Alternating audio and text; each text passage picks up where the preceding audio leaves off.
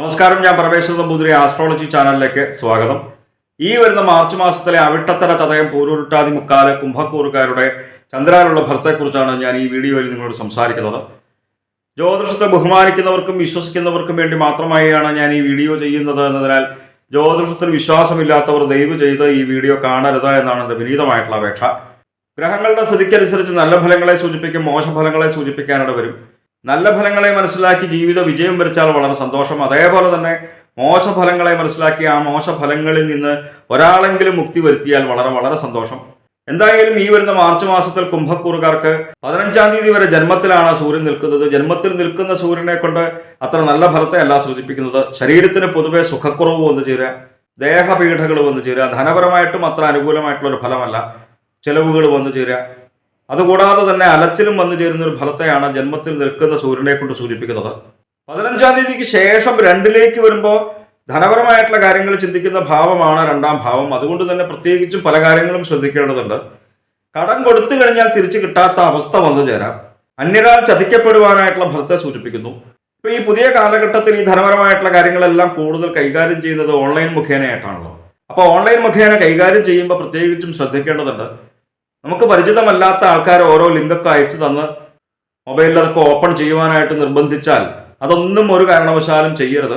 അങ്ങനെ ചെയ്തു കഴിഞ്ഞാൽ നമ്മളുടേതെന്ന് കരുതപ്പെടുന്നതായിട്ടുള്ള ആ മൊബൈൽ ഫോണിൻ്റെ ഉപയോഗം പിന്നെ അവരുടെ കയ്യിലേക്ക് എത്തപ്പെടും. അതുകൊണ്ട് തന്നെ നമ്മളുടെ ധനവും വിലപ്പെട്ട രേഖകളും പല കാര്യങ്ങളും ഇപ്പം മൊബൈലിലാണുള്ളത് അല്ലേ, അതൊക്കെ നഷ്ടപ്പെട്ടു പോകാനായിട്ടുള്ള ഫലത്തെ സൂചിപ്പിക്കുന്നുണ്ട്. ഇതൊന്ന് പ്രത്യേകിച്ച് ശ്രദ്ധിക്കുക. ഇപ്പം ഈ സൂര്യനെ കൊണ്ട് പറയുന്നതായിട്ടുള്ള ആ മോശഫലങ്ങളെ ഇല്ലാതാക്കാൻ വേണ്ടിയിട്ട് ഇല്ലാതാക്കണം അല്ലേ. അപ്പം മഹാദേവനെയാണ് മനസ്സിരുത്തി ആരാധിക്കേണ്ടത്. ശിവക്ഷേത്ര ദർശനം ചെയ്യുക, ശിവസ്തോത്രങ്ങൾ ജപിക്കുക. ക്ഷേത്രത്തിൽ പോകാൻ പറ്റിയില്ല എന്നുണ്ടെങ്കിൽ കുടുംബത്തിൽ നിന്ന് നാമം ജപിക്കാനായിട്ട് സമയം കണ്ടെത്തുക. നാമം ജപിക്കുന്ന സമയത്ത് പഞ്ചാക്ഷര നാമം ജപിക്കുക. അപ്പോൾ ഈ മോശഫലങ്ങളെ ഇല്ലാതാക്കുവാനായിട്ട് സാധിക്കും. ഈ മാർച്ച് മാസത്തിൽ 5-ലാണ് ചൊവ്വ. 5-ൽ നിൽക്കുന്ന ചൊവ്വയും ശത്രുക്കൾ നിമിത്തം തന്നെ ഉപദ്രവങ്ങൾ വന്നു ചേരുക. അതേപോലെ തന്നെ പ്രത്യേകിച്ചും ശത്രുഭയം വന്നു ചേരുക. അകാരണമായിട്ടുള്ള മാനസികമായിട്ട് വന്നു ചേരുന്ന ഭയമാണ് ശത്രുഭയം. അത്ര നല്ല ഫലമല്ലല്ലോ. അതേപോലെ തന്നെ രോഗങ്ങൾ വന്നു ചേരുമോ എന്നുള്ളൊരു ഭയം, സന്താനങ്ങൾ നിമിത്തം തന്നെ അരിഷ്ടത വന്നു ചേരുന്നൊരു ഫലത്തെയും 5-ൽ നിൽക്കുന്ന ചൊവ്വയെ കൊണ്ട് സൂചിപ്പിക്കുന്നുണ്ട്. ഭദ്രകാളി ഭഗവതിയെ നല്ല രീതിയിൽ തന്നെ മനസ്സിരുത്തി ആരാധിക്കുക. ഭദ്രകാളി സ്തോത്രങ്ങൾ ജപിക്കുക. കാളി കാളി മഹാകാളി ഭദ്രകാളി നമോസ്തുതേ കുലം ച കുലധർമ്മം ച മാം ച പാലയ പാലയ. പൊതുവെ നാമം ജപിക്കുന്നവർക്കൊക്കെ ഈ സ്തോത്രങ്ങളെല്ലാം അറിയാം. 2-ലാണ് ബുധൻ. 2-ൽ നിൽക്കുന്ന ബുധൻ വളരെ നല്ല ഫലത്തെയാണ് സൂചിപ്പിക്കുന്നത്. നമ്മളുടെ വാക്കുകൾക്ക് ശോഭയുണ്ടാവുക, നമ്മളുടെ വാക്കുകളെ മറ്റുള്ളവർ ഇഷ്ടപ്പെടുക, നല്ല രീതിയിൽ തന്നെ ധനം വന്നു ചേരുക. പ്രത്യേകിച്ചും ഈ വിദ്യാപരമായിട്ടുള്ള കാര്യങ്ങൾ ചിന്തിക്കുന്നത് ബുധനെ കൊണ്ടായതുകൊണ്ട് തന്നെ വിദ്യാർത്ഥികൾക്കും ഉദ്യോഗാർത്ഥികൾക്കും വളരെ നല്ല ഫലത്തെ സൂചിപ്പിക്കാം. പരീക്ഷയൊക്കെ എഴുതുമ്പോൾ ഉന്നത വിജയം വന്നു ചേരുക. അതേപോലെ തന്നെ ജോലിക്ക് വേണ്ടിയിട്ട് ശ്രമിക്കുമ്പോൾ വളരെ നല്ല രീതിയിൽ തന്നെ ഇന്റർവ്യൂവിൽ പങ്കെടുക്കുവാനായിട്ട് സാധിക്കുക. ചോദിക്കുന്ന ചോദ്യങ്ങൾക്ക് കൃത്യമായിട്ടുള്ള ഉത്തരവൊക്കെ പറയുവാനായിട്ട് സാധിക്കുക. 2-ൽ നിൽക്കുന്ന ബുധൻ കുംഭക്കൂറുകാർക്ക് വളരെ നല്ല ഫലത്തെ സൂചിപ്പിക്കുന്നു. 4-ലാണ് വ്യാഴം. 4-ൽ നിൽക്കുന്ന വ്യാഴം അത്ര നല്ല ഫലത്തെ അല്ലാട്ടോ സൂചിപ്പിക്കുന്നത്.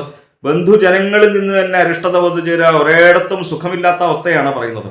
ഗുരുവായൂരപ്പനെയാണ് ആരാധിക്കേണ്ടത്. മഹാവിഷ്ണു ഭഗവാനെ ആരാധിക്കുക. സമീപ പ്രദേശത്തുള്ളതായിട്ടുള്ള വൈഷ്ണവഗീതിന് നിലകൊള്ളുന്നതായിട്ടുള്ള ക്ഷേത്രങ്ങളിൽ ദർശനം ചെയ്യുക. യഥാശക്തി വഴിപാടുകൾ കഴിക്കുക. അപ്പോൾ ക്ഷേത്രത്തിൽ പോകാൻ പറ്റാത്ത വിദേശത്ത് താമസിക്കുന്നവർക്കൊക്കെ കുടുംബത്തിലൊന്ന് നാമം ജപിക്കാം. നാരായണ എന്നുള്ള നാമം ജപിക്കുക. 2-ലാണ് ശുക്രൻ. 2-ൽ നിൽക്കുന്ന ശുക്രനും വളരെ നല്ല ഫലത്തെയാണ് സൂചിപ്പിക്കുന്നത്. ധനധാന്യ സമൃദ്ധി വന്നു ചേരുക. ബന്ധു കുടുംബ അഭിവൃദ്ധി വന്നു ചേരുക. ഓരോ ഗ്രഹങ്ങൾ ഓരോ രാശിയിൽ നിൽക്കുമ്പോൾ പരസ്പര വൈരുദ്ധ്യങ്ങളായിട്ടുള്ള ഫലങ്ങൾ നമുക്ക് ജ്യോതിഷത്തിൽ ഉടനീളം കാണുവാനായിട്ട് സാധിക്കും.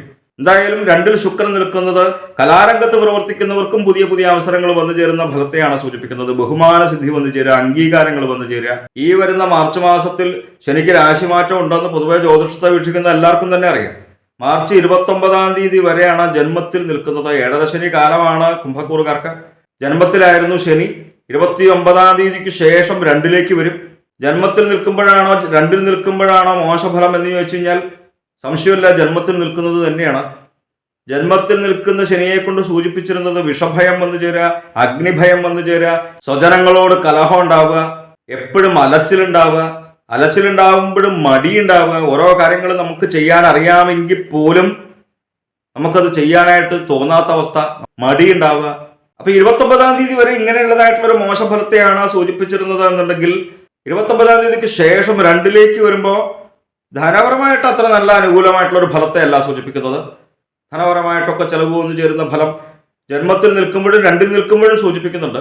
അതുപോലെ തന്നെ ലൗകികങ്ങളായിട്ടുള്ള കാര്യങ്ങളിൽ വിരക്തി വന്നു ചേരുന്ന ഒരു ഫലത്തെ സൂചിപ്പിക്കുന്നുണ്ട് 2ലേക്ക് വരുമ്പോൾ. അതായത് ആത്മീയമായിട്ടുള്ള കാര്യങ്ങളിൽ താല്പര്യം വർദ്ധിക്കുവാനായിട്ടുള്ള ഫലത്തെ സൂചിപ്പിക്കുന്നു. ആത്മീയമായിട്ടുള്ള കാര്യങ്ങളും ലൗകികമായിട്ടുള്ള കാര്യങ്ങളും പരസ്പരം കൊണ്ടു നടക്കുന്നതിലാണല്ലോ ജീവിത വിജയം. ഒരു കാര്യങ്ങൾ മാത്രമായാൽ ശരിയാവില്ല. ആത്മീയമായിട്ടുള്ള കാര്യങ്ങൾ മാത്രമായാലും ശരിയാവില്ല, ലൗകികമായിട്ടുള്ള കാര്യങ്ങൾ മാത്രമായാലും ശരിയാവില്ല, അല്ലേ?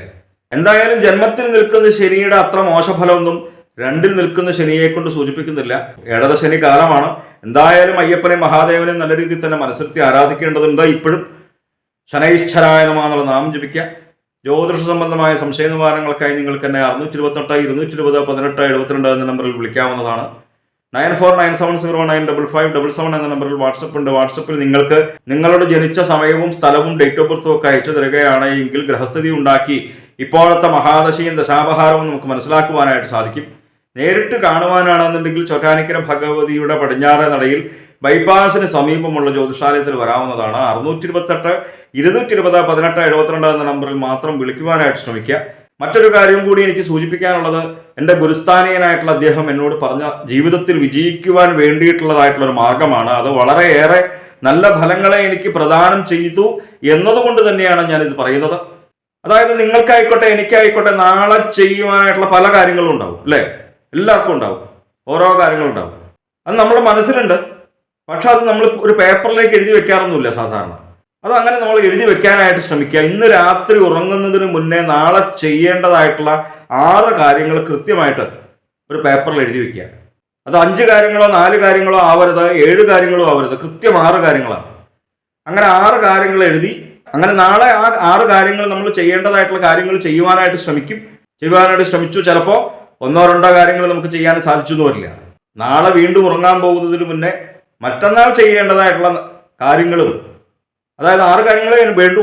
ഈ ചെയ്യാൻ സാധിക്കാത്ത 2 കാര്യങ്ങളും ബാക്കിയുള്ളൊരു 4 കാര്യങ്ങളും കൂടി കൂട്ടി 6 കാര്യങ്ങളാക്കുക. അങ്ങനെ അത് കൃത്യമായിട്ട് എഴുതി വെക്കുക. അത് കൃത്യമായിട്ട് പിറ്റേ ദിവസം നടപ്പാക്കാനായിട്ട് ശ്രമിക്കുക, ചെയ്യുവാനായിട്ട് ശ്രമിക്കുക. അത് വീണ്ടും വീണ്ടും വീണ്ടും ഇങ്ങനെ തുടരെ ചെയ്തുകൊണ്ടിരിക്കുക. ഇങ്ങനെ ചെയ്തു കഴിഞ്ഞാൽ നമുക്ക് ജീവിതത്തിൽ വളരെയേറെ ഗുണഫലങ്ങൾ ഉണ്ടാവും എന്നുള്ള കാര്യത്തിൽ യാതൊരു സംശയവുമില്ല. ചെയ്ത് ശീലിച്ചോളൂ, ശ്രമിച്ചോളൂ, ജീവിത വിജയം വരും, നല്ല ഫലങ്ങൾ നമുക്ക് വന്നു ചേരും. നന്ദി, നമസ്കാരം.